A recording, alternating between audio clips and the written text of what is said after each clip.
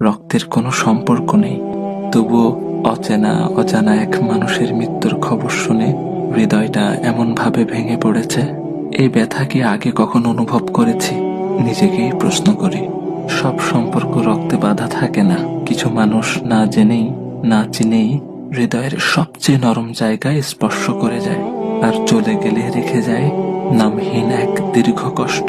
কেন জানি মনে হচ্ছে এই শোকটা শুধু তার চলে যাওয়ার নয়, এ যেন মানবতার এক নীরব অংশের বিদায়। চেনা ছিল না, কথা হয়নি কখনো, তবু তার অনুপস্থিতি হৃদয়ে গভীর শূন্যতা রেখে গেছে। একটা জিনিস খেয়াল করেছেন?